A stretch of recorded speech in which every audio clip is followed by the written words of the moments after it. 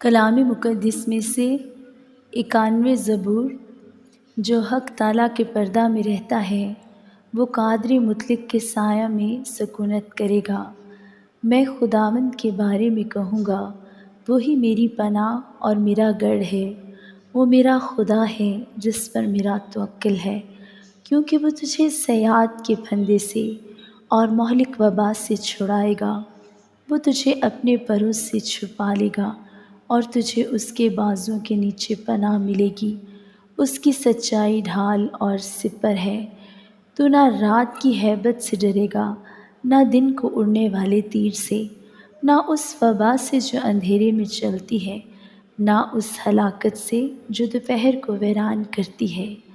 تیرے آس پاس 1000 گر جائیں گے اور تیرے دائنے ہاتھ کی طرف 10,000، لیکن وہ تیرے نزدیک نہ آئے گی۔ لیکن تو اپنی آنکھوں سے نگاہ کرے گا اور شروں کے انجام کو دیکھے گا۔ پر تو اے خداوند میری پناہ ہے، تو نے حق تعالیٰ کو اپنا مسکن بنا لیا ہے۔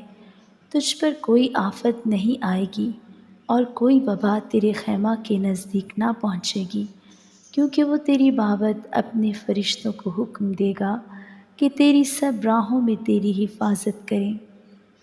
وہ تجھے اپنے ہاتھوں پر اٹھا لیں گے، تاکہ ایسا نہ ہو کہ تیرے پاؤں کو پتھر سے ٹھیس لگے۔ تو شیر ببر اور افق کو روندے گا۔ تو جمع شیر اور اژدہا کو پامال کرے گا۔ چونکہ اس نے مجھ سے دل لگایا ہے، اس لیے میں اسے چھڑاؤں گا۔ میں اسے سرفراز کروں گا، کیونکہ اس نے میرا نام پہچانا ہے۔ وہ مجھے پکارے گا اور میں اسے جواب دوں گا۔ میں مصیبت میں اس کے ساتھ رہوں گا۔ میں اسے چھڑاؤں گا اور عزت بخشوں گا۔ میں اسے عمر کی درازی سے آسودہ کروں گا اور اپنی نجات اسے دکھاؤں گا۔ آمین۔